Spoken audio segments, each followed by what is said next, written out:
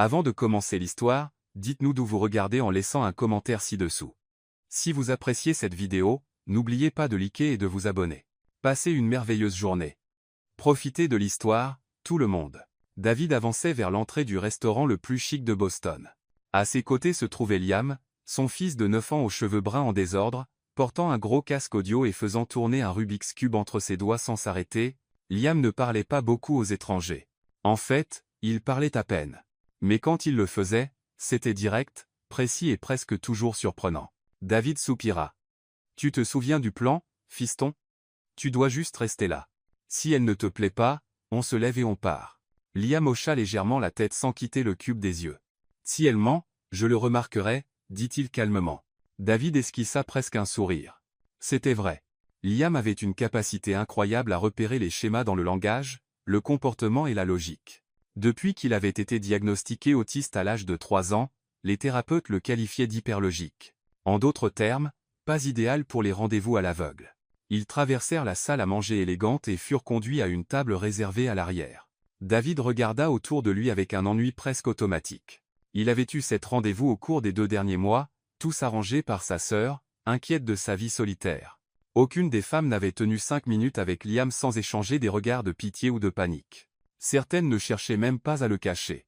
8 minutes, murmura Liam, faisant tourner le cube. Quoi? David haussa un sourcil. C'est la durée moyenne avant qu'elle ne mente, fasse semblant ou veuille partir. David laissa échapper un petit rire par le nez. Peut-être qu'elle battra le record aujourd'hui. Mais avant qu'il ne puisse finir sa phrase, la porte du restaurant s'ouvrit brusquement. Emma apparut au milieu de ce cadre raffiné comme une tornade dans un jardin de porcelaine. Elle portait un sac trop grand pour l'occasion, une chemise à manches courtes jaune ornée d'imprimés d'ananas, clairement décontractée, et ses cheveux étaient attachés en un chignon désordonné retenu par un crayon. « Oups, désolé », dit-elle en trébuchant sur son lacet et faisant tomber le menu de la table d'à côté. Le serveur tenta de l'aider, mais elle sourit, ramassa les papiers et lança bruyamment « Détends-toi, champion. Ce n'est pas la première fois que je fais une scène, et ce ne sera pas la dernière. » Certains clients froncèrent les sourcils. D'autres firent semblant de ne rien voir. David resta figé, à la regarder. Mais Liam arrêta de faire tourner le Rubik's Cube. Emma s'approcha de leur table comme si elle n'avait pas renversé la moitié du restaurant. En arrivant, elle regardait d'abord Liam. Elle sourit, s'accroupit à sa hauteur et dit « Salut, tu dois être le juge ce soir, non? On dirait que c'est toi le patron, plus qu'il n'y paraît. » Liam la fixa pendant 3 secondes. « Quelle est la valeur de pi au carré ?» demanda-t-elle. David s'étouffa avec son eau. Emma cligna des yeux. « Ça dépend. Tu veux la réponse exacte ou une approximation? Parce que si c'est une approximation, je dirais 9. 869. Mais si tu veux tous les chiffres, donne-moi environ 20 minutes et une calculatrice. » Liam sourit. David resta sans voix. Emma se redressa et regarda David comme si rien ne s'était passé. « Tu dois être David. Désolé d'être en retard. La moitié du métro s'est arrêtée à cause d'un pigeon courageux. Et oui, j'ai pris le métro parce que ma voiture, ce sont mes pieds, et ils sont encore en crédit. » David cligna des yeux. « Tu es différente. On me l'a déjà dit, mais je promets de ne pas mordre, sauf si le petit pain est vraiment bon. » Elle attrapa un pain dans le panier et y mordit, sans cérémonie. Liam faisait maintenant tourner le cube plus vite. Ses yeux, autrefois derrière un mur invisible, étaient fixés sur elle. « Tu es honnête, » dit-il simplement. « Je le suis, mais si tu me dis un secret, je promets de le garder et de faire comme si je ne l'avais jamais entendu. » Liam se pencha et murmura quelque chose à son oreille. Les yeux d'Emma s'écarquillèrent, puis elle sourit. « J'aurais ses secrets. C'est le meilleur qu'on m'ait dit aujourd'hui. » David essaya de comprendre ce qui se passait. Il était habitué à tout contrôler, des transactions boursières aux fusions d'entreprises, mais il se sentait maintenant déséquilibré, comme s'il était dans l'un de ces films romantiques que sa sœur insistait pour regarder le vendredi soir. Sauf que dans ce cas, le scénario était impossible à prévoir. « Je peux commander des frites ?» demanda Emma, tenant toujours le menu fermé. « David Heshita. Ce n'est pas vraiment au menu. »« Parfait. J'aime défier les menus. » Elle fit un clin d'œil. David s'appuya contre le dossier de sa chaise. Liam arrêta de faire tourner le cube. Emma discuta avec le serveur comme si elle le connaissait depuis des années. Elle plaisanta sur les noms compliqués des plats et demanda si elle pouvait jeter un œil à la cuisine plus tard. Quand le serveur refusa, elle répondit « D'accord, mais seulement parce que je porte des talons aujourd'hui. » Liam rit, un rire léger, court, mais sincère. David se tourna lentement vers son fils, surpris. « Tu as ri ?» Liam hocha la tête. « Elle n'a pas peur de moi, et elle n'a pas pitié. Elle parle, c'est tout. » David regarda Emma. Elle essayait maintenant d'équilibrer une cuillère sur le bout de son nez. Ce n'était pas ce à quoi il s'attendait. Ce n'était pas ce qu'il voulait, mais, étrangement, c'était exactement ce dont il avait besoin. Le dîner se déroula d'une manière que David n'aurait jamais imaginé possible. Emma ne posa pas de questions sur son entreprise, ne mentionna pas sa fortune, et, pour l'amour de tout ce qui est sacré, ne dit rien comme « ça doit être difficile d'élever un enfant seul ». Au lieu de cela, elle mangea avec appétit, plaisanta sur le décor trop doré du restaurant et traita David comme une personne normale. « Sérieusement, qui a décidé que 15 fourchettes différentes étaient une bonne idée ?» dit-elle en brandissant l'un des ustensiles plus petits. « Genre, qu'est-ce qui se passe si j'utilise la fourchette à salade pour manger le dessert? La police des couverts vient m'arrêter ?» David tenta de garder son sérieux, mais les coins de sa bouche ne cessaient de se relever. Techniquement, c'est une question d'étiquette sociale. Oh, je vois. Emma prit la fourchette à dessert et coupa un morceau de salade. Voilà, maintenant je suis une rebelle culinaire. Liam, tu es mon témoin. Liam observait tout avec une intensité que David reconnaissait. C'était le même regard que le garçon avait lorsqu'il résolvait un Rubik's Cube particulièrement difficile, concentré, analytique, mais intéressé. « Emma », dit soudain Liam, l'arrêtant dans son jeu avec les fourchettes. « Pourquoi l'électricité fait-elle du bruit quand elle passe dans les fils ?» David faillit s'étouffer. Liam ne posait jamais de questions désinvoltes aux étrangers. En fait, Liam ne posait presque jamais de questions à qui que ce soit, sauf à lui. Emma ne montra aucune surprise ni ce sourire forcé que la plupart des adultes affichent quand un enfant pose une question mignonne. Au lieu de cela, elle posa son menton sur sa main et réfléchit sérieusement à la question. « Eh bien, techniquement, l'électricité elle-même ne fait pas de bruit. Ce que tu entends, c'est l'air autour des fils qui chauffe et se dilate rapidement. C'est comme quand tu fais du pop-corn au micro-ondes. La chaleur fait sauter les grains et produit du bruit. » Liam inclina la tête. « Mais qu'en est-il du bourdonnement des fils? » « Oh, celui-là est différent. » Emma s'enthousiasma, agitant la fourchette à dessert. « Ça arrive parce que le courant alternatif fait vibrer les fils 50 ou 60 fois par seconde. C'est comme une guitare électrique vraiment ennuyeuse. » David la fixa, fasciné, non seulement parce que la réponse était correcte, il le savait, mais par la manière dont elle l'avait expliqué, sans condescendance, sans simplifier à outrance, mais sans jargon que Liam ne comprendrait pas. « As-tu étudié l'ingénierie ?» demanda David. Emma haussa les épaules comme si ce n'était pas grand-chose. « J'ai étudié un peu de tout. Je suis le genre de personne qui lit les manuels de micro-ondes pour s'amuser. » Elle se tourna à nouveau vers Liam. « Tu veux entendre quelque chose de cool? Si tu places un Rubik's Cube près d'un haut-parleur qui joue de la musique, les vibrations sonores peuvent légèrement affecter le mouvement des pièces, comme un Rubik's Cube qui danse. » Les yeux de Liam s'illuminèrent. « Vraiment? Totalement. Bien sûr, il faut avoir des oreilles très fines pour remarquer la différence, mais ça arrive. » Liam sortit immédiatement le cube de sa poche et commença à le faire tourner près de son oreille, prêtant une attention particulière au son presque imperceptible des pièces en mouvement. David observa la scène avec une sorte d'émerveillement. Son ex-femme, Laura, avait été merveilleuse avec Liam, mais même elle avait eu besoin de temps pour s'habituer aux particularités du garçon. La plupart des gens se sentaient mal à l'aise face aux questions directes de Liam ou tentaient de répondre vaguement pour ne pas troubler l'enfant. Emma, en revanche, semblait sincèrement intéressée, comme si parler de physique avec un garçon de 9 ans était la chose la plus naturelle du monde. « Liam, » dit doucement David, « finis de manger avant que ton plat ne refroidisse. »« Il va bien, » interrompit Emma. « Laisse-le explorer. La nourriture, ça se réchauffe, mais la curiosité, c'est rare. » Et c'est à ce moment que David remarqua quelque chose qui le mit profondément mal à l'aise. Emma n'essayait pas de l'impressionner à travers Liam. Elle parlait vraiment au garçon. La différence était subtile, mais pour quelqu'un qui avait passé les 2 dernières années à être bombardé par des femmes prétendant s'intéresser à son fils pour impressionner le père, la différence était frappante. Le dîner continua sur ce rythme. Emma raconta des histoires hilarantes sur ses anciens emplois, allant d'un poste de caissière dans un magasin de bricolage où elle devait expliquer à un client que les vis n'ont pas de genre, à un travail dans un dîner, où le patron insistait pour qu'elle mémorise 50 sauces différentes pour les burgers. Et le type était là, genre, non, ce n'est pas la sauce spéciale numéro 7. C'est la sauce spéciale numéro 7, imita Emma d'une voix grave et dramatique, comme si le sort de l'humanité dépendait de ma capacité à distinguer la moutarde au miel de la moutarde artisanale. Liam rit à nouveau.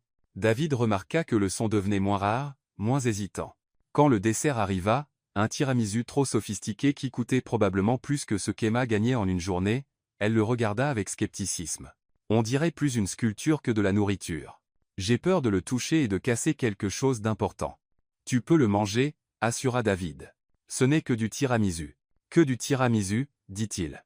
Emma secoua la tête en direction de Liam. Ton père est un peu déconnecté de la réalité, non? Liam y réfléchit sérieusement. Parfois, mais il essaie. David ne savait pas s'il devait être offensé ou touché par leur honnêteté brutale. Emma prit une grosse cuillerée de dessert et fit une grimace exagérée et dramatique. D'accord, je l'admets. C'est officiellement la meilleure chose que j'ai jamais mangée de ma vie. Elle se pencha vers Liam comme pour partager un secret. Mais ne dis pas ça au petit pain de ma boulangerie du coin. Il devient jaloux. Quand il fut enfin temps de partir, David s'attendait au rituel habituel, échanger les numéros, la suggestion de on devrait se revoir, le sourire plein d'espoir, qui signifiait qu'elle attendait qu'il fasse le premier pas. Au lieu de cela, Emma se leva, ajusta son sac sur son épaule et dit « Eh bien, c'était sympa de vous rencontrer tous les deux.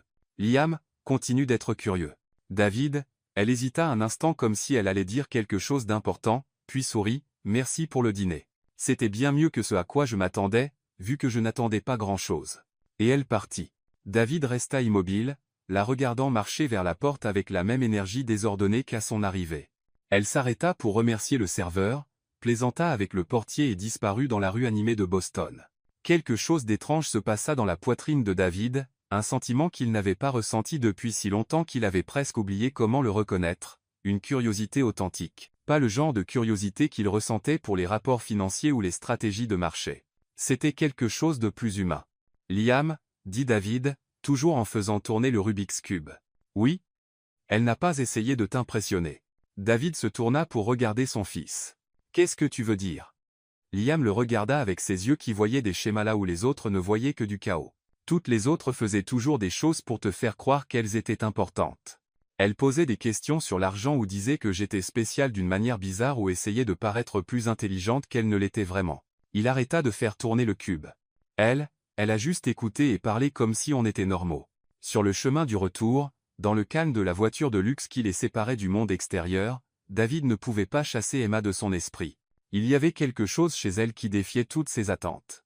Elle ne rentrait dans aucune catégorie qu'il connaissait, pas aussi sophistiquée que les femmes de son cercle social, mais aussi pas aussi facilement impressionnée qu'il l'avait imaginé. Elle était intelligente sans être prétentieuse, drôle sans trop en faire, honnête sans être dure. Et pour la première fois depuis longtemps, David, un homme qui contrôlait des empires commerciaux et déplaçait des millions d'un appel téléphonique, se retrouva complètement hors de contrôle. Cette nuit-là, allongé dans le lit king size de son appartement donnant sur le port de Boston, David resta éveillé, pas à cause du stress du travail ou des soucis d'argent, mais à cause d'une femme qui utilisait la mauvaise fourchette et faisait rire son fils, et cela le troublait de la meilleure manière possible. David n'était pas le genre d'homme à se rendre dans des cafés, le samedi matin. En fait, David ne savait même pas où se trouvaient les cafés.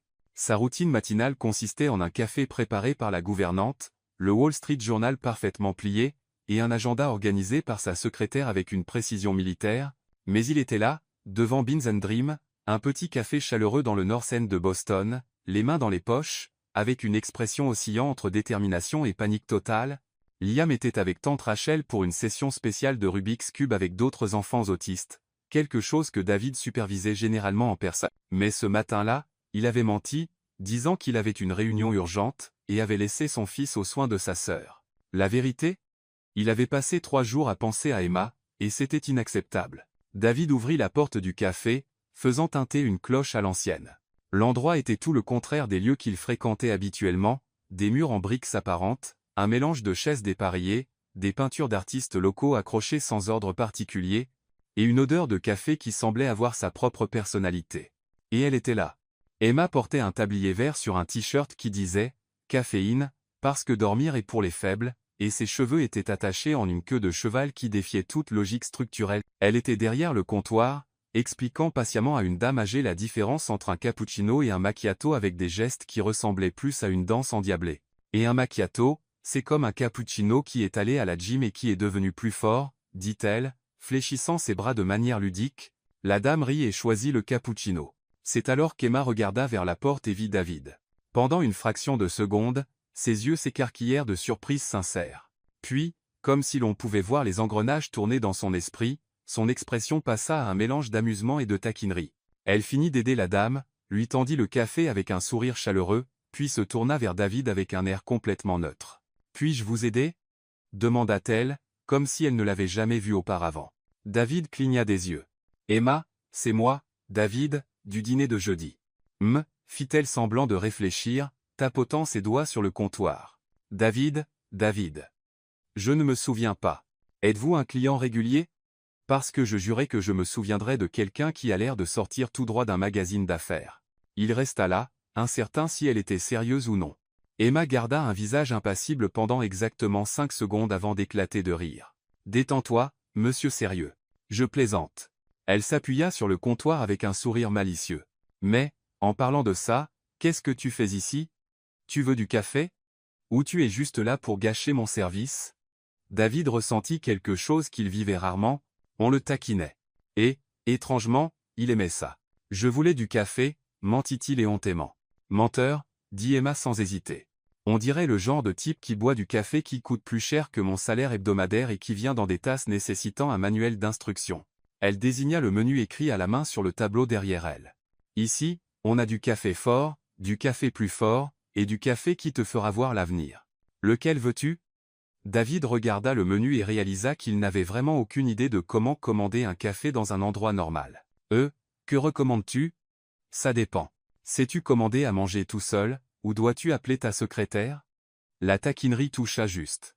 David sentit ses joues chauffer légèrement. « Je peux commander à manger tout seul, merci. »« Prouve-le. » Emma croisa les bras, clairement amusée. « Commande quelque chose du menu sans utiliser des mots comme « je voudrais », serait-il possible ou si ce n'est pas trop de peine ?»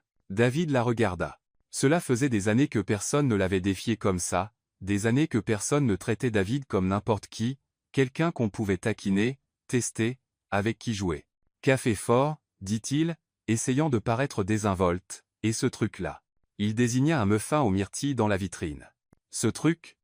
Emma feignit d'être choquée. « Monsieur, c'est un muffin artisanal aux myrtilles avec un nappage de sucre cristallisé et une essence de vanille. Il a un prénom et un nom de famille. » D'accord. David rit sans le vouloir. Le muffin artisanal aux myrtilles avec un nappage de sucre cristallisé et une essence de vanille, mieux. Emma se tourna pour préparer le café. Au moins, maintenant, tu as traité le muffin avec le respect qu'il mérite. Pendant qu'elle travaillait, David observa ses mouvements. Il y avait quelque chose d'hypnotique dans la manière dont Emma se déplaçait dans le petit espace derrière le comptoir, efficace mais détendue. Elle saluait chaque client par son prénom, connaissait leurs préférences et faisait des blagues qui suscitaient des sourires sincères. « Ça fait longtemps que tu travailles ici » demanda David, prenant la tasse fumante. « Les week-ends, depuis environ 2 ans. » Emma s'appuya à nouveau sur le comptoir. « En semaine, je travaille dans un cabinet comptable. Rien de glamour, mais ça paie les factures. Et ici, » elle désigna le café autour d'elle, « c'est un peu ma thérapie. J'aime les gens. La plupart, du moins. » David goûta le café et dut admettre qu'il était délicieux, fort, corsé, avec une saveur qui avait vraiment du caractère. « C'est bon, » dit-il, sincèrement surpris. « Bien sûr que c'est bon. C'est moi qui l'ai fait. » Emma fit un clin d'œil. « Tu as l'air choqué. À quoi t'attendais-tu ? À de l'eau sale ? Non, c'est juste. » David s'arrêta, réalisant que tout ce qu'il dirait semblerait condescendant. « Oh, je vois, » dit Emma, secouant la tête avec un sourire ironique. Tu es surpris qu'une personne ordinaire comme moi sache vraiment faire du vrai café, pas juste une gentille serveuse servant de mauvais café avec un faux sourire. Ce n'est pas ce que je voulais dire. C'est J.S.Cha. Mais Emma ne semblait pas offensée, juste amusée. Détends-toi, David. Je ne suis pas fragile, et tu n'es pas le premier riche à venir ici en pensant avoir découvert une perle rare parmi les gens ordinaires. David eut l'impression d'avoir reçu une gifle nécessaire. Tu as raison, admits-tu. C'est exactement ce que j'ai pensé, et c'était idiot de ma part. Emma cligna des yeux, visiblement surprise par une telle honnêteté. D'accord. Des points pour assumer au lieu de trouver des excuses. Ils restèrent silencieux un moment, mais ce n'était pas inconfortable. C'était plus comme s'ils se redécouvraient mutuellement. Alors, pourquoi es-tu vraiment venu ici ? Demanda finalement Emma. David Heshita. La vérité était qu'il n'avait pas de réponse rationnelle. Il avait passé 3 jours à essayer de chasser Emma de son esprit et avait échoué lamentablement. Il avait pensé à la manière dont elle avait fait rire Liam, à comment elle n'avait pas essayé de l'impressionner, à comment elle les traitait tous les deux comme des gens normaux. « Je ne sais pas, dit-il honnêtement. Je suppose que je voulais mieux te comprendre. » « Comprendre quoi ?» Emma inclina la tête. « Je ne suis pas si compliqué. Travail, payer les factures, regarder de mauvaises séries sur Netflix, manger de la pizza froide au petit déjeuner. Mystère résolu. David Sorit. Puis-je te raccompagner chez toi quand ton service sera fini? Je peux prendre le métro, merci. Je sais que tu peux, mais puis-je quand même te raccompagner? Emma l'étudia longuement. Pourquoi? Parce que j'aimerais parler davantage avec toi. À propos de quoi? N'importe quoi. De comment tu connais autant de physique? Pourquoi tu as 2 emplois? Pourquoi tu n'as pas essayé de m'impressionner au dîner? De tout. Emma mordilla sa lèvre inférieure, réfléchissant. Mon service finit dans 1 heure. J'attendrai. Tu vas rester ici à boire du café et me regarder comme un stalker bien habillé si je te laisse faire? Et Marie. D'accord, mais tu devras supporter que je travaille. Et attention, je suis bien plus drôle avec les autres clients qu'avec toi. David s'installa à une petite table dans un coin, et passa l'heure suivante à regarder Emma travailler. Elle n'avait pas menti. Elle était drôle, chaleureuse et naturelle avec tout le monde. Mais David remarqua autre chose. Elle se souciait vraiment des gens.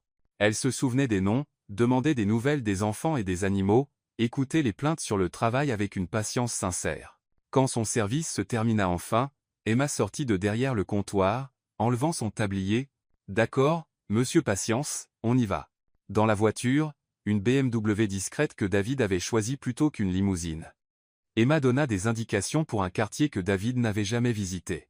Des rues plus étroites, des bâtiments plus anciens, la vie se déroulant sur les trottoirs. Ici, dit-elle quand ils arrivèrent devant un immeuble de 3 étages, David leva les yeux. L'immeuble était vieux, mais bien entretenu. Il y avait des pots de fleurs sur les rebords des fenêtres, des cordes à linge tendues entre les bâtiments, et des sons de vie provenant des fenêtres ouvertes. « Merci pour le trajet, » dit Emma, la main déjà sur la poignée de la porte. Emma appela David avant qu'elle ne parte. « Oui? Puis-je te revoir ?» Emma sourit, et cette fois, il n'y avait pas de taquinerie, juste quelque chose de doux et sincère. « Tu sais où me trouver le week-end. » Elle sortit de la voiture et marcha vers la porte de l'immeuble. David la regarda monter les marches et faire un signe de la main avant de disparaître à l'intérieur. Il resta là quelques minutes, regardant l'immeuble. À travers les fenêtres ouvertes, il pouvait voir de petits aperçus de vie. Une famille en train de dîner, une femme arrosant des plantes, des enfants jouant. C'était simple, réel, complètement différent du monde de verre et d'acier dans lequel David vivait. Et pour la première fois depuis des années, il se demanda s'il n'y avait pas quelque chose de précieux dans cette simplicité. David fixa le téléphone sur son bureau pendant 15 minutes avant de composer enfin le numéro. Il avait obtenu le numéro d'Emma par le café, une conversation désinvolte avec le gérant à propos d'un client qui avait oublié quelque chose le samedi. Le téléphone sonna 3 fois avant qu'elle ne réponde. « Bonjour, Emma. C'est David. On est pause. » Puis, avec ce ton joueur qu'il commençait à associer à elle, « David, PDG milliardaire, m'appelle. Ouah. Je dois être en problème. Qu'est-ce qui se passe? J'ai oublié de payer le café? » David rit sans le vouloir. « En fait, je voulais t'inviter. Liam a une foire scientifique demain soir. On aimerait que tu viennes. » Liam a spécifiquement demandé que je vienne? Eh bien, David hésita, il a demandé si tu viendrais. Et quand j'ai dit que je n'étais pas sûr, il a dit que je devrais te demander. Oh, je vois. Donc c'était l'idée de Liam. C'était aussi la mienne, ajouta rapidement David. J'aimerais que tu viennes. Il y eut un silence à l'autre bout, et David se demanda s'il avait été trop direct. A que lleure? Demanda infinem. Sept heures. Je peux venir te chercher. Pas besoin. Je trouverai comment y aller. Quelle est l'adresse? David lui donna l'adresse de l'académie de Brooklyn, essayant de ne pas laisser transparaître le soulagement dans sa voix. Emma. Oui? Merci d'avoir dit oui. Ne me remercie pas encore. Tu ne sais pas comment je me comporte lors des événements scolaires. Je pourrais être un désastre total. Le lendemain soir, le gymnase de l'académie de Brooklyn avait été transformé en foire scientifique. Des projets colorés remplissaient des tables alignées en rangées soignées, chacun accompagné d'un enfant fier et nerveux, prêt à expliquer des mois de travail acharné. David arriva tôt avec Liam, qui portait soigneusement une boîte contenant son projet, un système complexe de Rubik's Cube modifié qu'il avait développé pour créer des schémas logiques. Est-ce qu'elle vient vraiment? Demanda Liam pour la 3e fois alors qu'ils installaient leur stand. Elle a dit oui, répondit David, vérifiant sa montre. Bien. Je veux qu'elle voie ce que j'ai fait. David observa son fils disposer chaque partie du projet méticuleusement. Liam montrait rarement de l'anxiété à l'idée d'impressionner quelqu'un. Mais aujourd'hui était différent. Il y avait une énergie pleine d'espoir en lui. David reconnut bien la même énergie qu'il ressentait en présence d'Emma. À 19h15, David repéra Emma traversant le gymnase. Elle portait une jupe bleu marine et un chemisier blanc simple. Mais il y avait quelque chose dans sa manière de bouger, confiante, curieuse, sincèrement intéressée par ce qu'elle voyait, qui la faisait se démarquer. Emma. Liam agita la main avec enthousiasme. Elle s'approcha avec un sourire éclatant et un sac en papier à la main. Liam, tu es tellement élégant, dit-elle, s'accroupissant à sa hauteur. Et ça doit être le projet mystérieux sur lequel tu as travaillé. Liam rayonnait presque de fierté. C'est un système de logique combinatoire utilisant des Rubik's Cube comme interface. Tu veux voir comment ça fonctionne? Vraiment. David observa Emma se pencher sur le projet avec une attention sincère. Ses questions étaient intelligentes et précises. Elle comprenait vraiment ce que Liam avait créé. Donc, tu as développé une manière de programmer des schémas en utilisant des combinaisons de couleurs? Demanda-t-elle, examinant les cubes modifiés. Exactement. Chaque séquence représente une commande différente. C'est comme du code binaire, mais avec 6 variables au lieu de 2. Liam, c'est brillant, dit Emma. Et David pouvait dire qu'elle n'était pas juste polie. Tu as créé un tout nouveau langage de programmation. L'événement se déroula naturellement. Emma se déplaçait dans le gymnase comme si elle y appartenait, discutant avec d'autres enfants de volcans de bicarbonate de soude et de modèles du système solaire. Avec les parents, elle était tout aussi à l'aise, ni intimidée par l'argent évident de certains, ni cherchant à impressionner qui que ce soit. David l'observa interagir avec Elizabeth Thornton, l'épouse d'un sénateur bien connu, et nota comment Emma parvenait à être respectueuse sans être soumise, intéressée sans être fausse. « Votre fils est exceptionnel », dit Elizabeth à David alors qu'Emma s'éloignait pour aider une petite fille avec son projet sur les plantes carnivores. Et Emma est rafraîchissante. David hocha la tête, regardant Emma transformer un projet sur les plantes carnivores en une présentation hilarante qui attira enfants et adultes. Les plantes sont en gros des détectives végétaux, expliqua Emma avec un sérieux théâtral. Elles posent des pièges, attendent patiemment, et puis, surprise, le dîner est servi. La petite fille rit, les adultes sourirent, et le projet devint l'une des attractions les plus populaires de la foire. Alors que la foule commençait à se disperser et que Liam était occupé à expliquer des détails techniques à un groupe d'enseignants impressionnés, David et Emma se retrouvèrent relativement seuls près des gradins du gymnase. « Liam est un vrai succès, » dit Emma, observant ses gestes animés. « Il est né pour ça. Il t'aime, » dit David. « Et ce n'est pas courant. » Emma se tourna pour lui faire face. « Pourquoi parles-tu comme si Liam était difficile à aimer? C'est un gamin incroyable qui voit le monde d'une manière unique. Ça devrait être célébré. » David Heishito. Il y avait quelque chose dans la franchise d'Emma qui lui donnait envie d'être tout aussi honnête. La plupart des gens ne comprennent pas ça. Ils pensent que Liam est un défi, ou ils ont pitié de lui, ou pensent que je suis un héros pour l'élever seul. Emma termina avec ironie. Comment le savais-tu? Parce que j'ai été de l'autre côté de cette équation. David fronça les sourcils, perplexe. Emma resta silencieuse un moment, regardant les lumières douces du gymnase se refléter sur les gradins vides. J'étais étudiante en ingénierie à MIT, dit-elle enfin, sa voix plus douce que d'habitude. 2e année, bourse complète, excellente note. J'avais un stage de recherche en robotique médicale et de grands projets pour révolutionner les prothèses pour enfants. David la fixa, assimilant tout cela. Que s'est-il passé? Ma mère est tombée malade. Alzheimer à début précoce. Emma esquissa un sorrire triste. Mon père est mort quand j'avais 6 ans, donc il n'y avait que nous deux. Au début, c'était de petits oublis, du thé, les noms des voisins, mais ensuite, elle a commencé à se perdre, à laisser la cuisinière allumée, à ne pas me reconnaître certains matins. David sentit son cœur se serrer. J'ai essayé d'équilibrer les études et les soins, mais, Emma secoua la tête. Elle avait besoin d'une attention constante, et je ne pouvais pas me permettre de payer pour de l'aide, alors j'ai tout abandonné. Les études, le stage, le petit ami, les rêves, tout. Pendant combien de temps? 4 ans. Jusqu'à son décès. Emma regarda ses mains. Quand ça s'est terminé, j'avais 26 ans. Pas de diplôme, pas d'expérience professionnelle, rien. 4 ans de retard dans un domaine qui change tous les 6 mois. David regarda Emma comme s'il la voyait pour la première fois, vraiment la voyait. Pas seulement la femme drôle qui le taquinait, mais quelqu'un qui avait tout abandonné pour sa famille. Tu n'as jamais pensé à reprendre? Tous les jours, dit Emma. Mais reprendre signifiait repartir de zéro, et repartir de zéro signifiait ne pas avoir d'argent pour vivre tout en étudiant. C'est une impasse. Emma. David s'approcha sans y penser. Non. Elle l'interrompit, sentant la pitié dans son ton. Je ne veux pas de ta sympathie. J'ai fait ce que je devais faire. Je ne le regrette pas. Je me demande juste parfois qui je serais si j'avais eu le choix. David la regarda, voyant des couches de force et de vulnérabilité qu'il n'avait pas remarquées auparavant. Tu es extraordinaire, dit-il, les mots lui échappant sans réfléchir. Emma parut surprise. Je ne le suis pas. C'est... Toulas, tu as abandonné tes rêves pour ta mère. Tu vois Liam pour qui il est vraiment. Tu traites les gens comme des gens, pas comme des statuts sociaux. Toulas. David se pencha pour l'embrasser. Emma posa sa main sur son torse, l'arrêtant doucement. David, non. Pourquoi? Emma l'étudia avec des yeux qui semblaient voir à travers les masques. Parce que tu es habitué à ce que les gens acceptent tout ce que tu offres, quand et comme tu l'offres. Sa voix était douce mais ferme. Je ne suis pas comme ça. Si ça doit arriver, ce sera quand nous saurons tous les deux exactement ce que nous faisons. David recula, respectant son espace.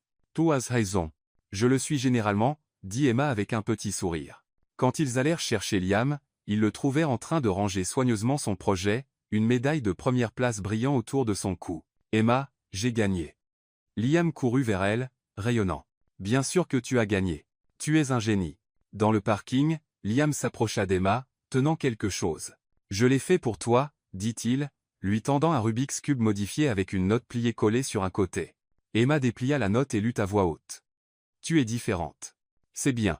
Elle regarda Liam, les yeux brillants.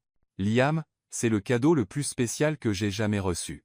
Liam sourit, l'un de ces rares sourires qui illuminaient tout son visage. Quand tu le résoudras, tu comprendras pourquoi tu es importante pour nous.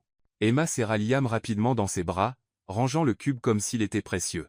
David les observa, sentant quelque chose changer profondément en lui. Pour la première fois, il se demanda si contrôler tout était vraiment aussi important qu'il le pensait. Le lundi suivant la foire scientifique, Emma organisait des livres rendus à la bibliothèque publique de Boston lorsqu'elle entendit une voix familière derrière elle. « Excusez-moi, pourriez-vous m'indiquer où se trouve la section cuisine ?» Emma se tourna lentement, trouvant David debout entre les rayonnages avec une expression essayant de sembler désinvolte mais échouant lamentablement. « Laisse-moi deviner, » dit-elle, posant une main sur sa hanche. « Tu t'es réveillé aujourd'hui avec une envie inexplicable d'apprendre à cuisiner, et par pure coïncidence, tu as choisi la bibliothèque exacte où je travaille en semaine. » David rougit légèrement. « J'ai vraiment besoin d'apprendre à cuisiner. Liam en a marre des plats à emporter. » Ouhou. Emma n'y croyait pas, mais il y avait quelque chose de drôle dans sa tentative maladroite. « Et tu n'as pas pu simplement acheter un livre de cuisine dans une librairie parce que... » « Parce que je voulais te voir. » L'honnêteté désarma complètement Emma. Elle s'attendait à ce qu'il invente plus d'excuses, pas qu'il l'admette si directement. « Eh bien, au moins tu es honnête quand on te coince, » dit-elle, pointant dans une direction. La section cuisine est par là. Les livres pour débutants sont sur l'étagère du bas. David la suivit, mais au lieu de prendre un livre, il se contenta de regarder Emma travailler. Elle organisait, tamponnait, aidait les gens à trouver ce dont ils avaient besoin, tout cela avec une efficacité naturelle qu'il trouvait presque hypnotique. « Tu ne vas pas choisir un livre ?» demanda Emma sans le regarder. « Je pèse mes options. Tu me regardes. Il y a une différence. » David rit doucement. Il y avait quelque chose de libérateur à être interpellé si franchement par quelqu'un qui n'avait pas peur de lui. Le mercredi, David se présenta au café pendant le service d'Emma, utilisant une excuse quelconque à propos d'une réunion dans le quartier. « Quelle réunion ?» demanda Emma, préparant son café avant même qu'il ne commande. « Une réunion importante. » « Avec qui ?»« Avec des gens importants. » Emma arrêta de remuer le café et le regarda. « David, tu es un piètre menteur. »« Je sais, » admit-il, acceptant la défaite. « Je voulais juste te voir à nouveau. Tu aurais pu simplement le dire au lieu d'inventer de fausses réunions. »« Je le dirai la prochaine fois. »« Il y aura une prochaine fois ?» David la regarda un moment. « J'espère bien. » Le vendredi, David se présenta au marché où Emma faisait ses courses. Cette fois, il n'essaya même pas d'inventer une excuse. « Salut !» dit-il simplement. « Salut !» répondit Emma, essayant de cacher un sourire. « Tu suis ma routine maintenant ?»« Être un peu. C'est un peu du harcèlement, tu sais. »« Je sais. Tu veux que j'arrête ?» Emma réfléchit à la question tout, en choisissant des tomates. Non, dit-elle enfin. Mais la prochaine fois, viens avant les légumes. Je passe toujours plus de temps à choisir les fruits. À ce moment-là, Liam apparut de derrière une pile de céréales. Emma. Il courut vers elle. Papa a dit que tu étais là. Emma regarda David, haussant un sourcil. Tu as amené des renforts. En fait, dit Liam, ignorant la taquinerie, je voulais t'inviter. Ma classe organise une retraite scolaire ce week-end. C'est au lac Walden, et les parents peuvent venir aussi. Voudrais-tu venir avec nous? Emma cligna des yeux, surprise. Liam, c'est très gentil de ta part, mais c'est un événement familial. Tu es de la famille, dit Liam avec sa franchise habituelle. Pas encore officiellement, mais tu l'es. David retint, sans souffler. Liam, c'est vrai. Insista le garçon. Two lambs, el thème et el même. Ce sont tous les ingrédients nécessaires pour faire une vraie famille. Emma regarda entre le père et le fils, clairement touchée par la logique innocente de Liam. Es-tu sûr de vouloir que je sois là? Je le suis, dit Liam. Et papa aussi, même s'il est trop nerveux pour l'admettre. David soupira. Il n'a pas tort. Emma sourit, un sourire différent, plus doux et plus vulnérable que tous ceux que David avait vus auparavant. D'accord, y viendrai. Le lac Walden en automne ressemblait à une carte postale. Les arbres vêtus de rouge et d'or se reflétaient dans l'eau calme, et l'air avait cette fraîcheur qui donnait envie de respirer plus profondément. La retraite se tenait dans un vieux lodge en bois avec des cabanes dispersées autour de la propriété. Les enfants participaient à des activités pendant la journée tandis que les parents pouvaient se détendre ou rejoindre des ateliers facultatifs. David avait réservé 2 cabanes, une pour lui et Liam, et une autre pour Emma. Mais Liam, avec sa logique affûtée, remit immédiatement le plan en question. Pourquoi 2 cabanes? Emma pourrait rester avec nous. Il y a 2 chambres. Parce que, David chercha une bonne explication pour un garçon de 9 ans, c'est poli. Poli envers qui? Demanda Liam. Tu as dormi sur notre canapé. Quand ta sœur est venue la semaine dernière. Quelle est la différence? Emma rit de la conversation, clairement amusée par l'inconfort de David. Lion a raison, dit-elle. Mais je vais quand même rester dans ma cabane. J'aime avoir mon propre espace. Pendant la journée, ils rejoignirent les activités avec les autres familles.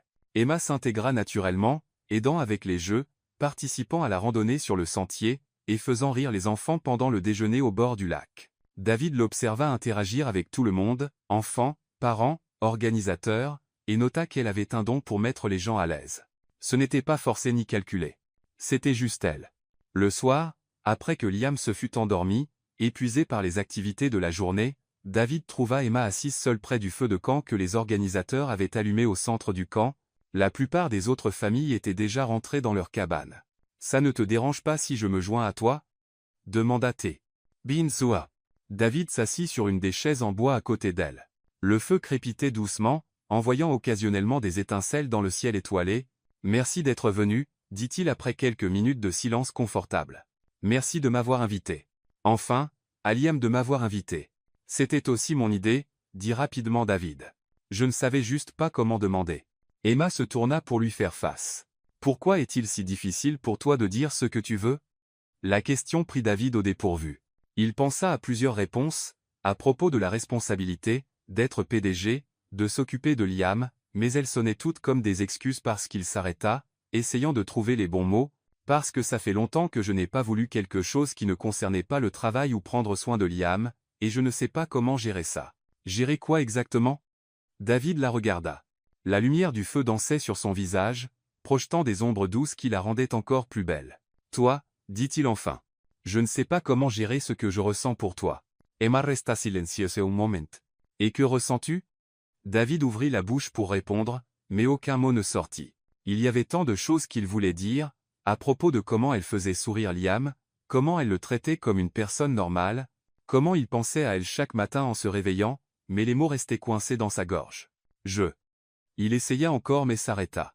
Emma le regarda lutter pendant quelques secondes, puis se leva. David pensa qu'elle partait, mais au lieu de cela, elle s'approcha et s'agenouilla à côté de sa chaise. « Tu penses trop, » dit-elle doucement. Et puis elle l'embrassa. Ce n'était pas un baiser dramatique ou passionné comme dans les films. C'était calme, intentionnel, doux, comme si elle disait tout ce qu'il ne pouvait pas mettre en mots. Quand ils se séparèrent, David la regarda avec surprise et quelque chose comme du soulagement. « J'ai pensé que tu avais besoin d'un petit coup de pouce, » dit Emma avec un petit sourire. David commença à rire, pas un rire poli et contrôlé, mais quelque chose de réel et de libérateur, venant d'un endroit qu'il avait oublié exister. Depuis combien de temps planifiais-tu ça? Demanda Théil.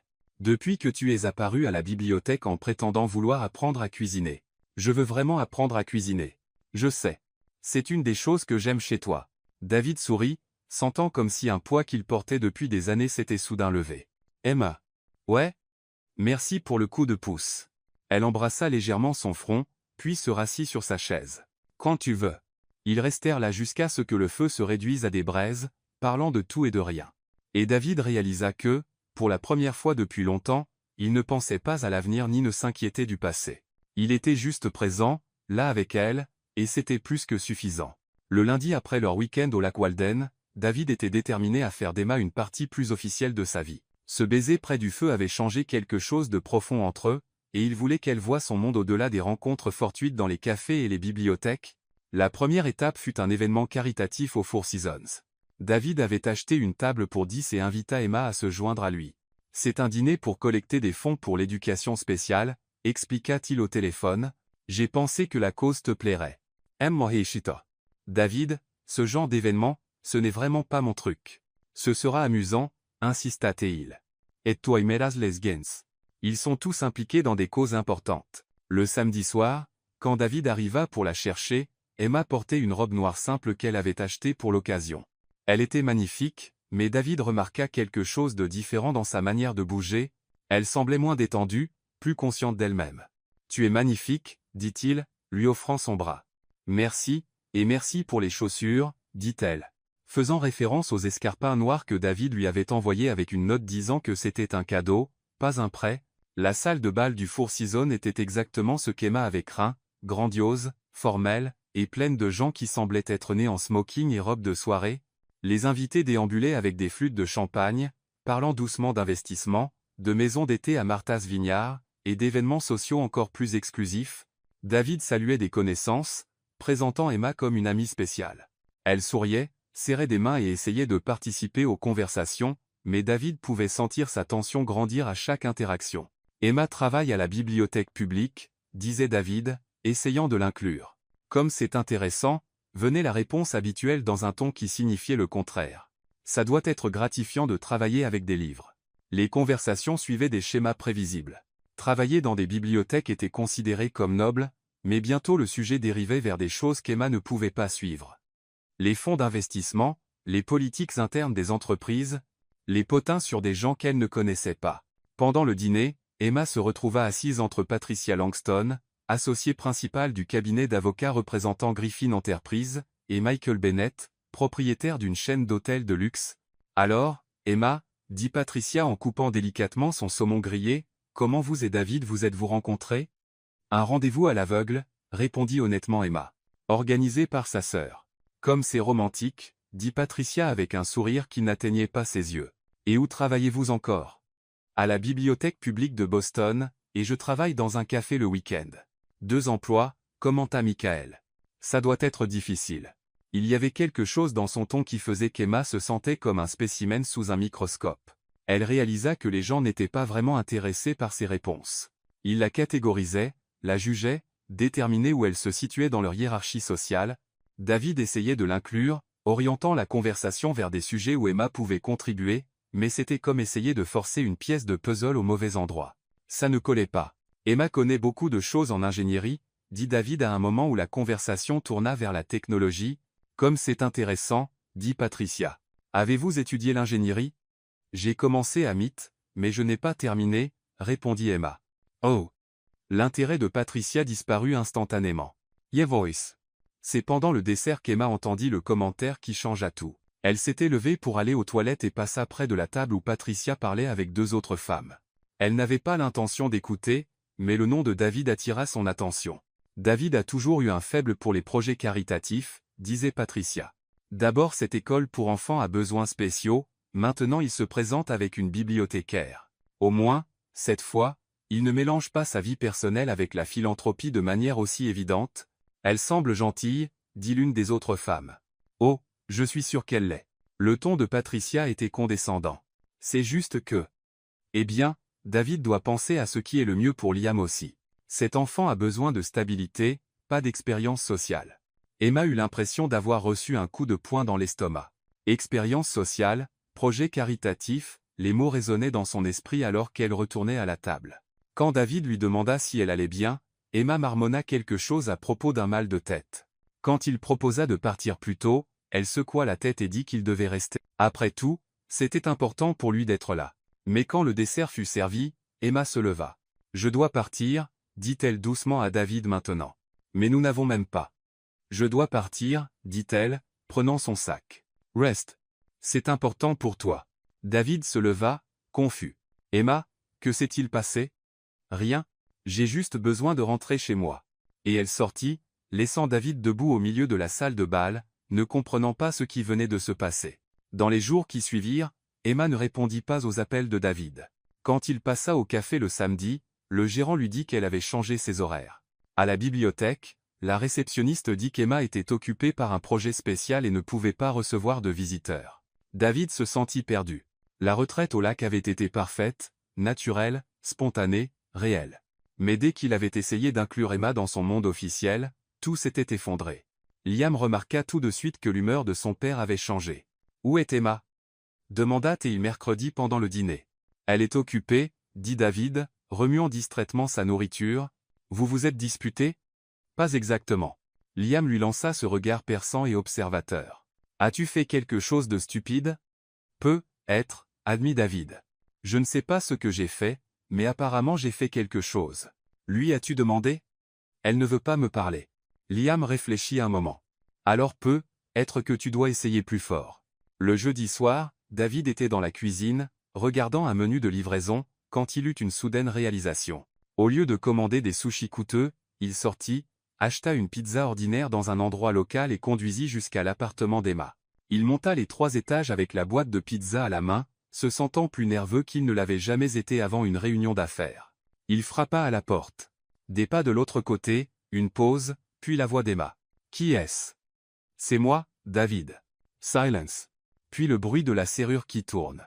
Emma ouvrit la porte, portant un vieux sweatshirt et un pantalon de pyjama. Ses cheveux étaient relevés en un chignon désordonné. Elle était pieds nus et semblait avoir pleuré, bien que David n'en soit pas sûr. « Salut, dit-il. »« Salut. » Ils se regardèrent un moment. « As-tu apporté de la pizza ou juste toi-même » demanda enfin Emma. « Les deux, » répondit David, « mais un seul en vaut la peine. » Malgré tout, Emma esquissa presque un sourire. « C'est au pepperoni » avec une croûte farcie. Emma soupira et ouvrit la porte plus grand. « Entre, mais seulement parce que j'ai faim et qu'il n'y a rien à manger à la maison. » David entra dans le petit appartement d'Emma pour la première fois. C'était exactement comme il l'avait imaginé. Petit mais chaleureux, rempli de livres, de plantes et d'objets qui avaient clairement des histoires et du sens derrière eux. « Emma, » dit-il, posant la pizza sur la table basse. « Qu'ai-je fait au dîner ? Je veux dire, qu'ai-je fait de mal ?»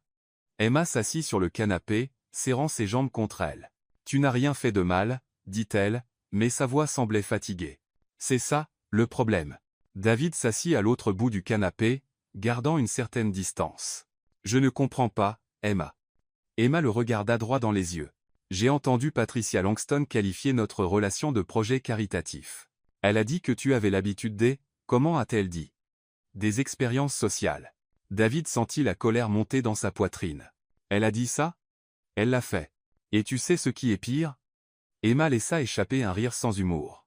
Pendant une seconde, je me suis demandé si elle avait raison. Si j'étais juste un autre de tes cas de charité. « Emma, tu sais que ce n'est pas vrai. »« Vraiment ? » demanda TL, le fixant. « Parce que de mon point de vue, on dirait que tu essaies de me faire entrer dans un monde auquel je n'appartiens pas. Et tout le monde dans ce monde a clairement fait comprendre qu'ils étaient d'accord avec moi. » David se rapprocha un peu sur le canapé. « Je me fiche de ce qu'ils pensent. »« Mais tu devrais, » dit doucement Emma. « Parce que c'est ton monde, David. C'est là que tu vis, où tu travailles, où tu élèves Liam. Et si je ne m'y intègre pas ?» Elle ne termina pas sa phrase, mais elle n'avait pas à le faire. David comprit exactement ce qu'elle disait, et pour la première fois, il se demanda s'il n'y avait pas quelque chose de profondément erroné dans un monde où quelqu'un comme Emma n'était pas le bienvenu. David et Emma restèrent assis en silence sur son canapé pendant plusieurs minutes, la pizza refroidissant sur la table entre eux. Le petit appartement semblait encore plus petit sous le poids de la conversation qui flottait dans l'air. « Emma, » dit finalement David, sa voix plus basse que d'habitude. puis-je te dire quelque chose? Quelque chose que je n'ai jamais dit à personne. Emma l'observa attentivement, remarquant le changement dans son ton. Il y avait une vulnérabilité qu'elle n'avait jamais vue auparavant. Pinzoa. David se pencha en avant, posant ses coudes sur ses genoux et regardant ses mains. Quand Liam avait 4 ans, Laura, ma femme, a eu un accident de voiture. Il s'arrêta, comme s'il avait besoin de rassembler ses forces pour continuer. Elle revenait du cabinet du neurologue où elle emmenait Liam pour ses séances de thérapie. Emma ne dit rien. Elle attendit simplement. C'était un mardi de mars. J'étais en réunion, une grosse fusion sur laquelle je travaillais depuis des mois. David secoua la tête. Laura m'a appelé ce matin-là et m'a dit que Liam avait eu une crise de panique à l'école, et qu'elle devait aller le chercher. Elle voulait que je vienne avec elle chez le médecin. David s'arrêta à nouveau, et Emma pouvait voir ses mains trembler légèrement. Je lui ai dit que je ne pouvais pas, que la réunion était trop importante, qu'il y avait trop d'argent en jeu. Je lui ai dit qu'elle pouvait gérer seule, comme elle le faisait toujours. Sa voix devint plus rauque. Laura a dit que Liam me réclamait, qu'il avait besoin de moi là, bas. Et moi, je lui ai dit que Liam irait bien, qu'il ne remarquerait même pas que je n'étais pas là. Emma sentit son cœur se serrer mais resta silencieuse. Laura raccroché. On ne s'est pas disputé. Elle a juste raccroché. David leva les yeux vers Emma. 3 heures plus tard, j'ai reçu un appel de l'hôpital. Sa voiture avait dérapé sur une courbe mouillée. L'impact a été instantané. David? Mais ce n'est pas tout. Il continua, comme s'il devait tout dire d'un coup où il ne pourrait pas finir. Quand je suis arrivé à l'hôpital, Liam était encore sur la banquette arrière. Il allait bien physiquement, mais... David déglutit difficilement. Il est resté dans cette voiture avec le corps de Laura à l'avant pendant 6 heures. 6 heures jusqu'à ce que quelqu'un les trouve. Emma porta sa main à sa bouche, horrifiée. Liam n'a pas parlé pendant 2 mois après ça. Il ne mangeait pas, dormait à peine, ne répondait à rien. Le médecin a dit que c'était un traumatisme. David regarda Emma droit dans les yeux. Et je savais que c'était ma faute. Si j'étais allé avec eux, si j'avais été dans la voiture, peut-être. David, non, interrompit doucement Emma. Tu ne peux pas savoir ça. Mais je le sais, dit-il fermement. Parce que Laura conduisait toujours plus lentement quand j'étais dans la voiture. Elle disait que je la rendais nerveuse quand elle allait trop vite.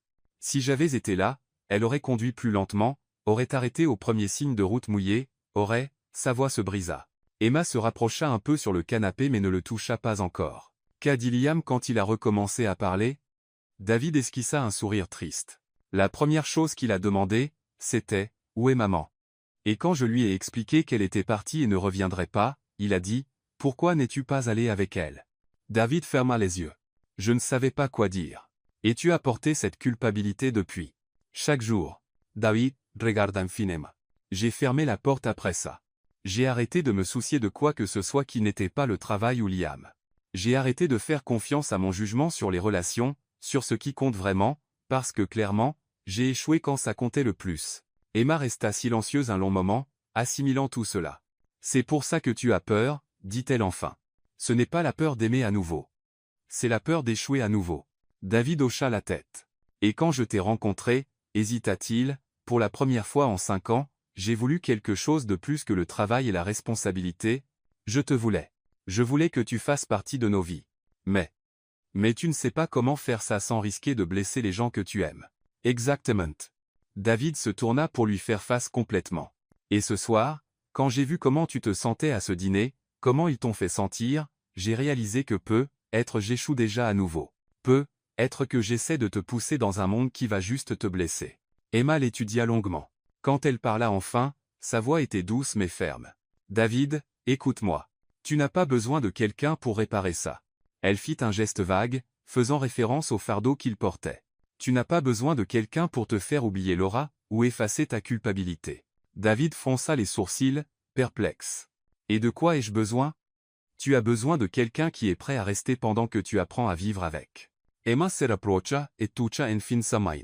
Tu as besoin de quelqu'un qui comprend que tu vas avoir des mauvais jours, mais que parfois tu feras des choix par peur plutôt que par raison.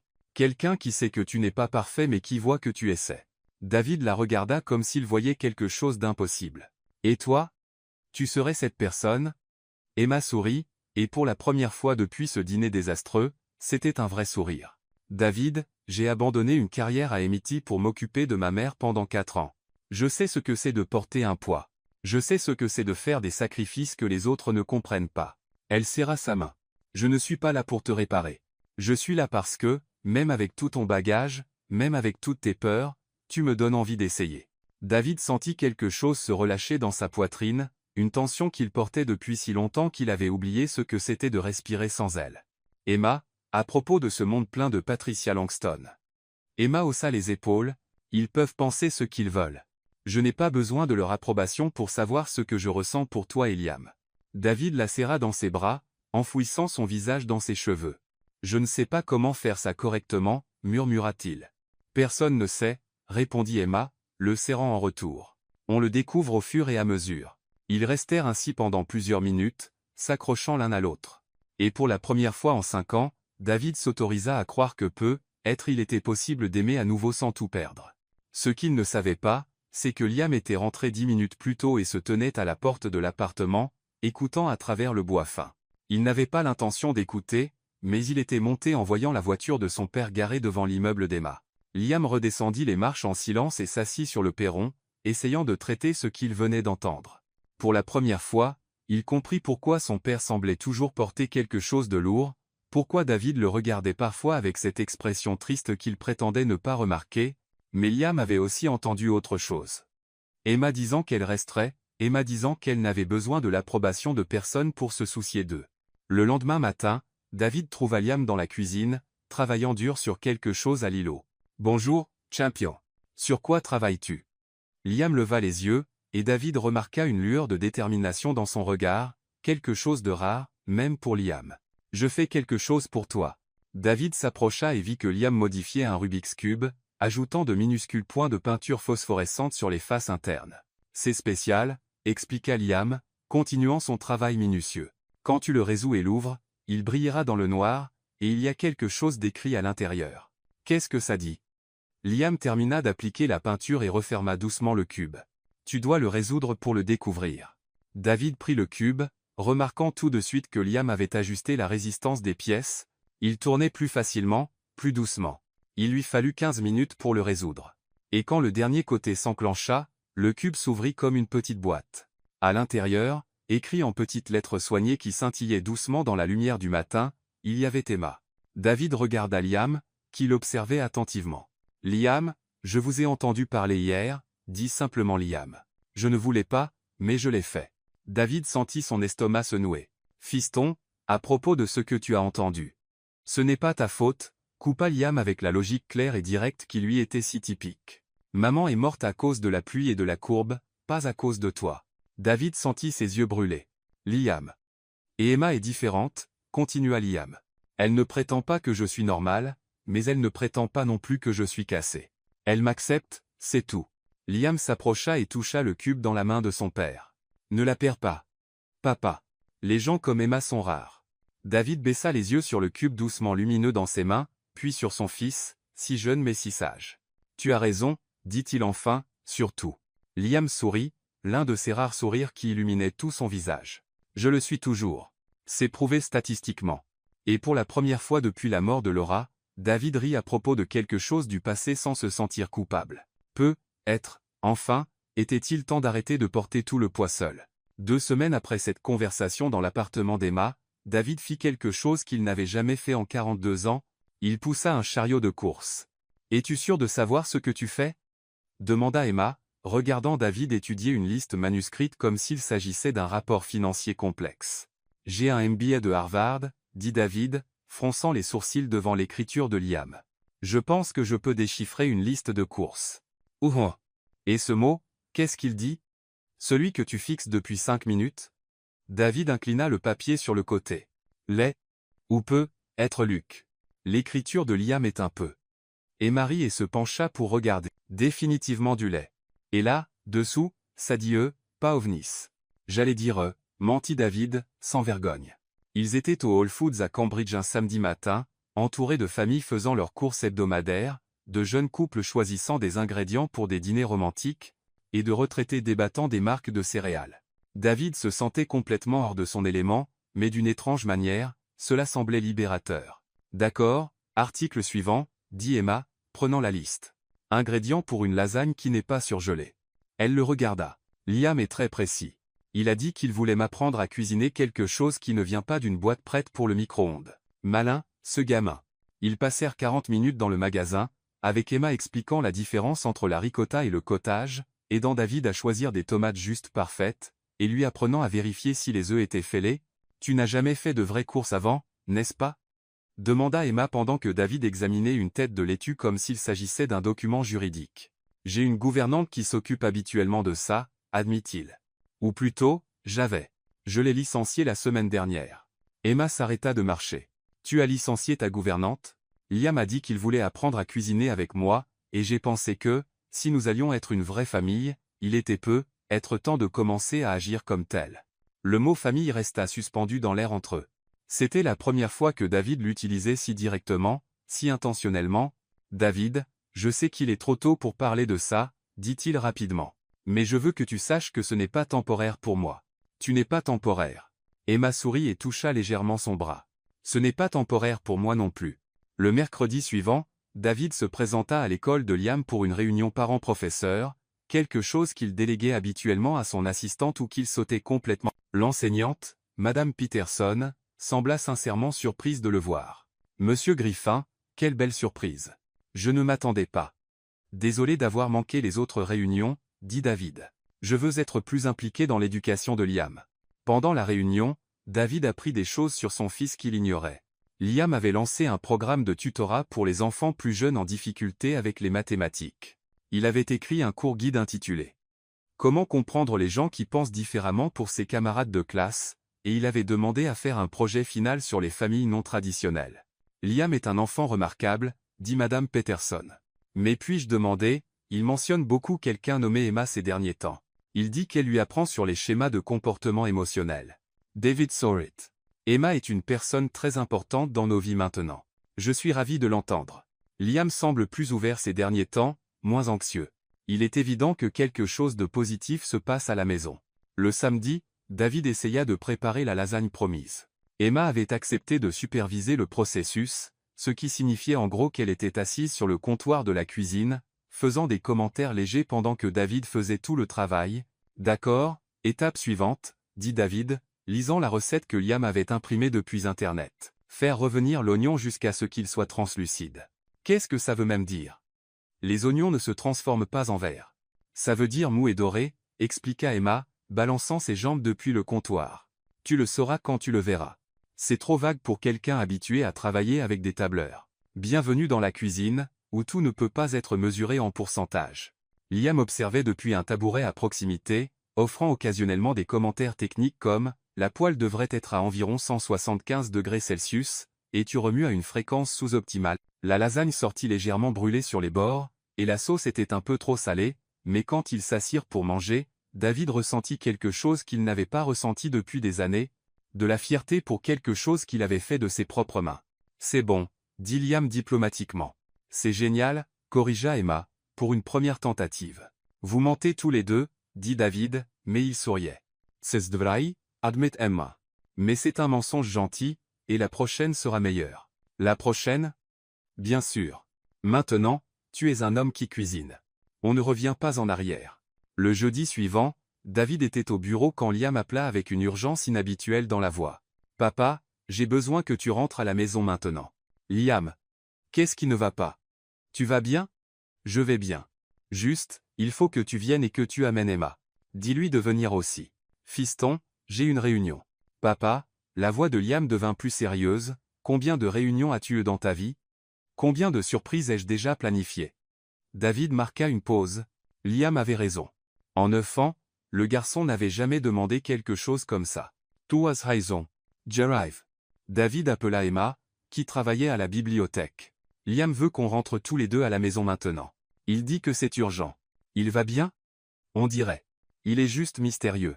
Quand ils arrivèrent à l'appartement, ils trouvèrent Liam portant un tablier, ou avait-il même trouvé un tablier, et la table à manger dressée avec des assiettes, des verres et des serviettes soigneusement pliées. « Surprise !» dit Liam fièrement. David regarda autour de lui. La table était dressée pour 3.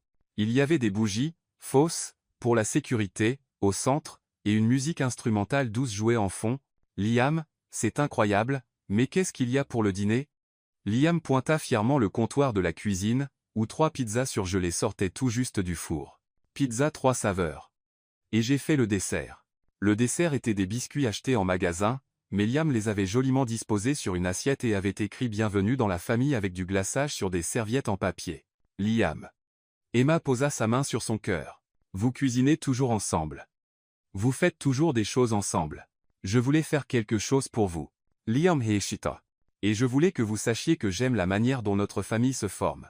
David sentit une boule dans sa gorge. Fiston, je sais que maman n'est plus là, continua Liam avec son ton honnête habituel. Et je sais qu'Emma n'essaie pas de la remplacer, mais c'est agréable d'avoir quelqu'un qui comprend nos blagues et qui ne devient pas gêné quand j'explique trop. Emma s'agenouilla pour être à la hauteur de Liam. Liam, merci. C'est le dîner le plus spécial que j'ai jamais eu. Ils mangèrent de la pizza et des biscuits, parlèrent du projet scientifique de Liam, et rirent quand Emma essaya d'apprendre à David comment plier correctement les serviettes. Après le dîner, ils passèrent au salon. David mit un film que Liam avait choisi, une comédie sur le thème de la science qui était plus éducative que drôle, mais tout le monde fit semblant de l'adorer. Emma, dit David quand Liam alla aux toilettes, voudrais-tu rester pour la nuit? Emma le regarda. David, es-tu sûr? Je le suis. Pas comme une invitée, comme une famille. Emma sourit. Oui, j'aimerais rester. Quand Liam revint, il trouva David et Emma partageant le canapé avec un espace clair réservé pour lui au milieu. Sans hésiter, il se blottit entre eux et tira une couverture sur eux trois. Ce film est statistiquement inexact, marmonna Liam, se blottissant contre David. C'est pourquoi c'est de la fiction, répondit Emma, caressant doucement les cheveux du garçon. Puis-je poser une question? Dit Liam d'une voix ensommeillée. Bien sûr, dit David. Est-ce qu'Emma va rester définitivement maintenant? David et Emma se regardèrent par-dessus la tête de Liam. Si elle le veut, dit David doucement. Je le veux, répondit Emma. Liam laissa échapper un soupir satisfait. Eh bien, j'ai déjà calculé où nous mettrons ses affaires dans les placards, et ce serait un gâchis de planification logistique si elle partait maintenant. David et Emma rirent doucement, et lentement, tous les trois s'endormirent sur le canapé sous la couverture, avec le film qui continuait à jouer à la télévision. Pour la première fois en 5 ans, David s'endormit sans vérifier ses emails ou penser au travail du lendemain. Pour la première fois de sa vie adulte, Emma s'endormit en se sentant complètement chez elle. Et Liam s'endormit en sachant que sa famille était enfin complète d'une manière qui avait du sens pour lui. Ce n'était pas la famille dans laquelle il était né, mais c'était la famille qu'ils avaient choisi de construire ensemble.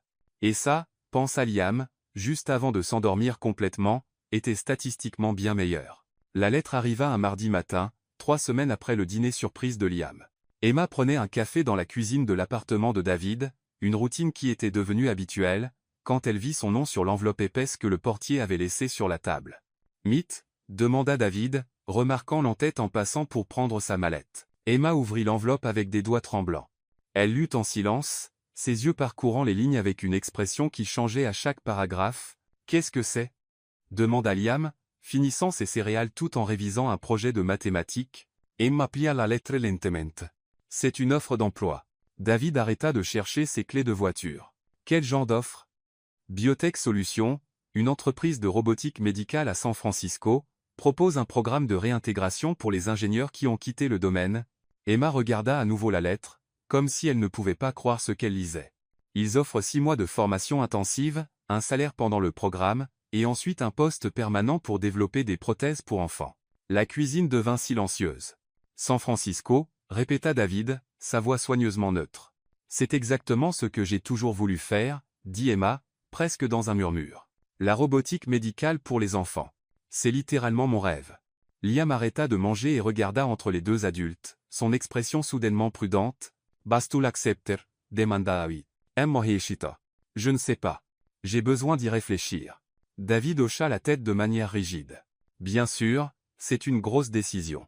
Mais Emma pouvait voir la tension dans ses épaules, la manière dont il évitait de la regarder directement.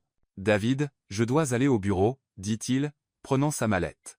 Liam, est-ce qu'Emma t'emmène à l'école aujourd'hui, papa? Commença Liam. Je vous verrai ce soir, interrompit rapidement David, embrassant le front de Liam et sortant sans regarder Emma. Pendant les 3 jours suivants, la lettre resta sur la table de la cuisine comme une bombe non explosée. David se plongea dans le travail, partant tôt et rentrant tard. Emma essaya de lui parler plusieurs fois, mais il changeait de sujet ou trouvait des excuses pour quitter la pièce. Liam observait tout cela avec une anxiété croissante qui commençait à se manifester physiquement. Il recommença à faire tourner son Rubik's Cube de manière obsessionnelle et à énumérer les nombres premiers à voix haute chaque fois qu'il était nerveux. Le vendredi soir, Emma confronta enfin David quand il rentra à 22 heures. « Il faut qu'on parle, dit-elle, bloquant l'entrée de la cuisine. « De quoi ?» demanda David, essayant de passer devant elle. « De comment tu m'as évité pendant 3 jours. »« Je n'évite personne. J'ai juste été occupé. »« David. » Emma croisa les bras. « On a promis d'être honnêtes l'un envers l'autre. » David s'arrêta et la regarda enfin. Il y avait quelque chose de sauvage dans ses yeux, quelque chose qu'Emma reconnut comme une panique à peine dissimulée. « D'accord, tu veux de l'honnêteté, dit-il. J'ai peur. On vient de t'offrir la chance de tes rêves, et je sais que je devrais être heureux pour toi, mais tout ce à quoi je pense, c'est que tu vas partir, Emma. Et être que c'est mieux ainsi, continua-t-il, les mots se déversant. Être qu'on se berce d'illusions. Tu viens juste de commencer à changer ta vie, et je viens juste de commencer à me retrouver après avoir été perdu si longtemps. Être qu'on est à des endroits trop différents pour que ça marche. Emma le fixa, choquée. Crois-tu vraiment ça? Je ne sais pas ce que je crois, admit David. Je sais juste que je ne peux pas revivre ça. Je ne peux pas me permettre d'avoir besoin de quelqu'un et ensuite de le perdre. Donc, tu abandonnes? Demanda Emma, sa voix montant. Avant même qu'on sache si je dois partir, tu abandonnes déjà. Je n'abandonne pas. Je suis réaliste. Non, tu es lâche. Liam apparut à la porte de la cuisine en pyjama, le Rubik's Cube tournant rapidement dans ses mains. Arrêtez, dit-il, la voix tendue. S'il vous plaît, arrêtez de crier. David et Emma se tournèrent vers lui, instantanément honteux. Liam. Fiston. Mais Liam avait commencé à se balancer légèrement, signe que son anxiété montait dangereusement. Vous allez vous séparer, dit-il, sa voix devenant plus aiguë. Emma va partir, et tu vas être triste à nouveau, et tout va revenir comme avant. Et moi? Liam arrêta de parler mais continua de se balancer. Le cube tournait si vite qu'il faisait du bruit. Liam, dit doucement Emma, se rapprochant. Respire avec moi, d'accord?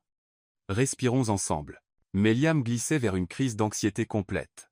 David s'agenouilla à côté de lui. Fiston, tout va bien. On est là. Ce n'est pas bien, explosa enfin Liam. Vous vous disputez pour une lettre. Une lettre. Et maintenant Emma va partir parce que tu as peur. Et je vais la perdre. Et je vais te perdre aussi, parce que tu vas redevenir triste et distant comme quand maman est morte. Les mots de Liam tranchèrent l'air comme des couteaux.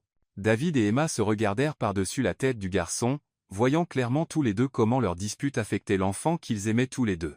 Liam, dit doucement Emma, s'asseyant par terre à côté de lui. Regarde-moi. On va régler ça, d'accord? Je ne partirai pas sans qu'on ait tout discuté. Tu promets? Demanda Liam, les yeux brillants de larmes non versées. Je promets. David aida Liam à se calmer, et après 20 minutes, le garçon accepta enfin d'aller se coucher. Emma et David restèrent assis en silence dans le couloir devant sa chambre jusqu'à ce qu'ils soient sûrs qu'il dormait. Il faut qu'on parle, murmura Emma. Ils sortirent sur le balcon de l'appartement où ils pouvaient parler sans réveiller Liam. J'ai tout gâché, dit immédiatement David. Liam avait raison. J'ai laissé la peur prendre toutes les décisions. Emma s'appuya sur la balustrade, regardant les lumières de la ville. David, puis-je te demander quelque chose? Bien sûr. Si je te demande de rester, si je dis que je ne vais pas accepter l'offre, est-ce que je t'empêche de t'envoler? Emma se tourna pour lui faire face. Quoi? C'est la question que tu devrais me poser. Si tu restes à cause de moi, à cause de nous, est-ce que je t'empêche de t'envoler? Emma l'étudia longuement. David, quand j'ai reçu cette lettre, la première chose à laquelle j'ai pensé n'était pas enfin, ma grande chance. C'était, comment vais-je le dire à David et Liam? Elle esquissa un petit sourire. Il y a 6 mois, cette offre aurait été la réponse à toutes mes prières. Mais, maintenant. Maintenant j'ai une famille. Yetaitoi. J'ai Liam. J'ai une vie qu'on a construite ensemble. Emma s'approcha à lui. Si je reste, ce n'est pas parce que tu me l'as demandé. C'est parce que je choisis de rester. Parce que cette vie qu'on a vaut plus que n'importe quel emploi de rêve.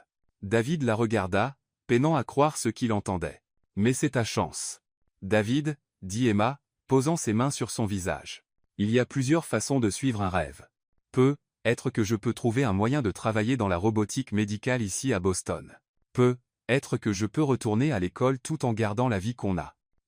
Être que mon rêve a grandi pour inclure plus qu'une simple carrière. Emma, tu m'as donné quelque chose que je n'avais jamais eu, une famille qui me choisit tous les jours. Et Liam m'a donné quelque chose dont je ne savais même pas que j'avais besoin, un but plus grand que le succès professionnel. Elle sourit.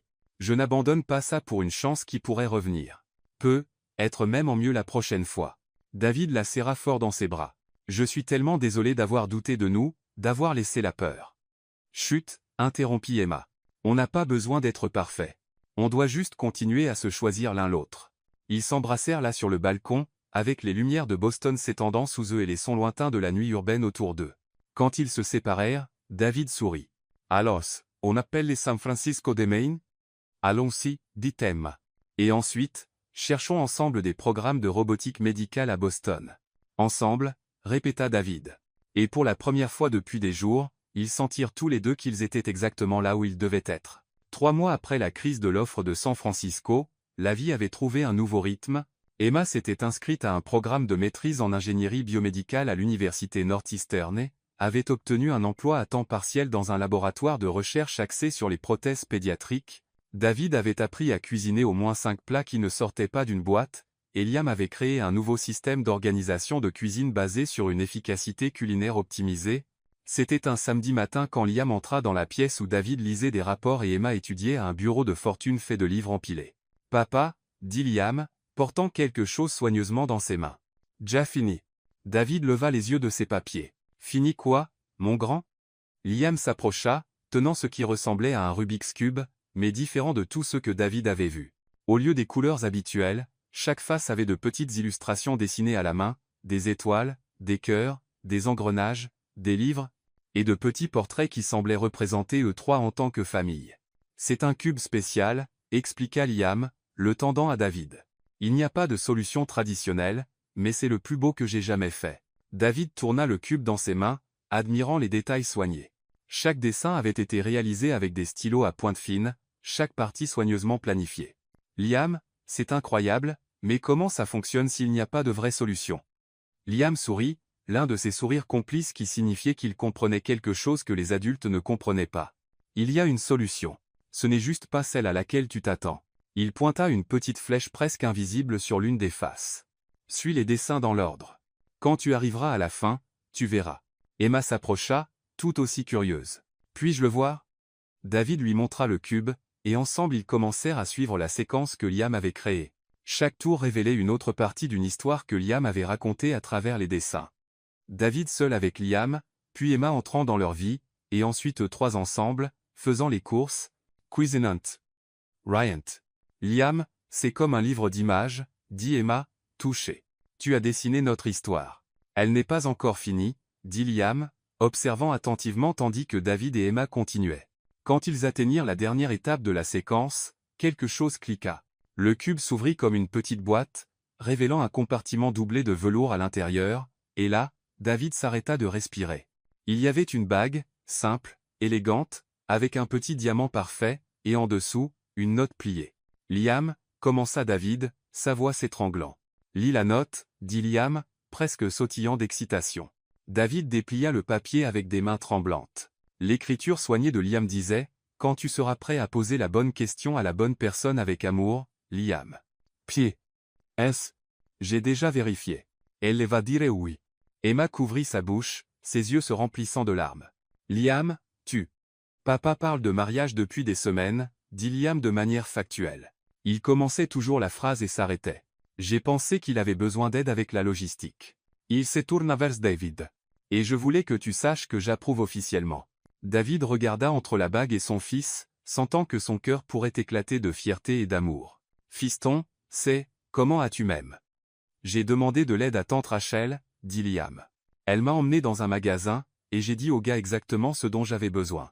Il a dit que c'était pour une occasion très spéciale, et je lui ai dit que c'était pour rendre ma famille officiellement complète. David serra Liam fort dans ses bras. Tu es incroyable. Tu le sais?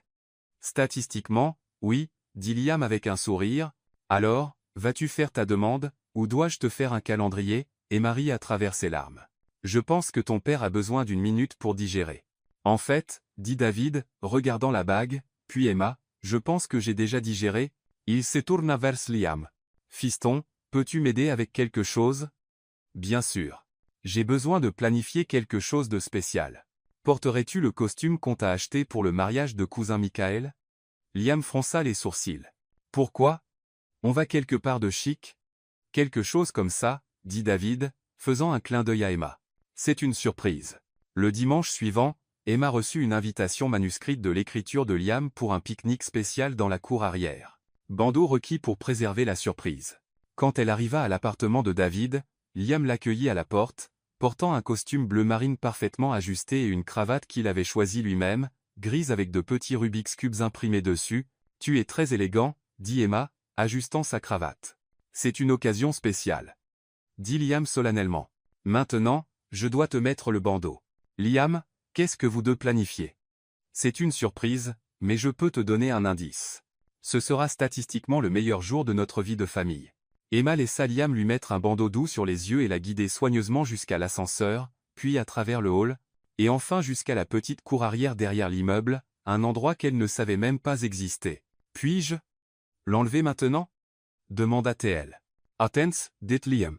Papa, es-tu prêt? » « Je suis prêt, » répondit la voix de David quelque part devant elle. « Maintenant, tu peux l'enlever. » Emma enleva le bandeau et cligna des yeux, laissant ses yeux s'adapter à la douce lumière du soir. La cour avait été transformée. Une couverture à carreaux était étendue sur l'herbe.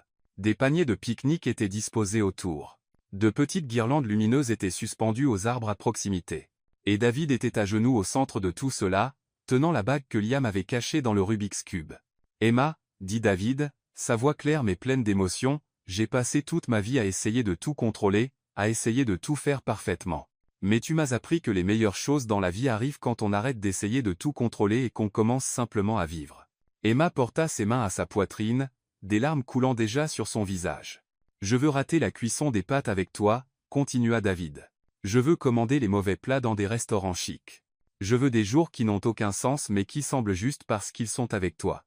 Je veux construire une famille désordonnée, parfaite, complètement à nous. » Il tendit la bague. « Emma, veux-tu m'épouser? Veux-tu nous épouser ?»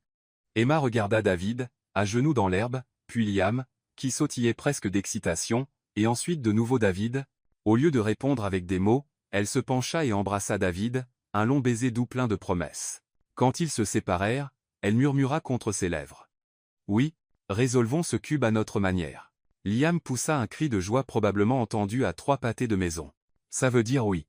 cria-t-il. « Je le savais. » Les probabilités étaient totalement en notre faveur. David glissa la bague au doigt d'Emma, et tous les trois s'enlacèrent là sur l'herbe, riant et pleurant à la fois. 6 mois plus tard, par une nuit pluvieuse de mercredi, tous les trois étaient assis sur le canapé à regarder des dessins animés. Emma portait un vieux t-shirt David et des chaussettes dépareillées. David était en pantalon de survêtement avec des taches de sauce tomate sur son t-shirt parce qu'ils avaient essayé, et échoué spectaculairement, de faire une pizza maison. Liam était en pyjama couvert de petites planètes, blottis entre eux. À la télévision, un dessin animé idiot sur des animaux parlants jouait, et Liam expliquait sérieusement pourquoi la physique dans l'épisode n'avait aucun sens. « Les tortues ne peuvent pas courir à 60 000 par heure, dit-il. Sérieusement, c'est biologiquement impossible. La structure de leur carapace ne le permettrait pas. » Liam, interrompit Emma en riant, c'est un dessin animé. Tu peux relâcher sur la science. Mais l'exactitude factuelle est toujours importante, même dans la fiction. David les observait, sa femme expliquant patiemment à leur fils pourquoi les dessins animés n'avaient pas à suivre les lois de la physique, tous les trois blottis sous une couverture jusqu'au nez, du pop-corn renversé sur le canapé, l'appartement en désordre mais plein de vie. Ce n'était pas la vie qu'il avait prévue. Ce n'était pas le rêve parfait d'une famille de films. C'était mieux. C'était réel. C'était à eux. C'était complet. Et quand Liam arrêta enfin d'analyser la biomécanique des tortues et se blottit entre eux avec un soupir satisfait, David pensa que être c'était la vraie définition du bonheur, pas des moments parfaits, mais des moments parfaitement imparfaits partagés avec les bonnes personnes. Emma tendit la main par-dessus la tête de Liam et serra doucement la main de David.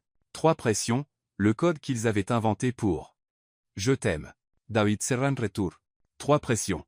Et Liam, sans ouvrir les yeux, murmura d'une voix ensommeillée. « Vous savez, je peux le sentir quand vous faites ça, n'est-ce pas? Statistiquement parlant, il est impossible de cacher des signes d'affection à quelqu'un qui est physiquement entre vous. » Ils rirent doucement, et dehors, la pluie continuait de tomber, rendant l'appartement encore plus chaleureux. Simple, réel, complet.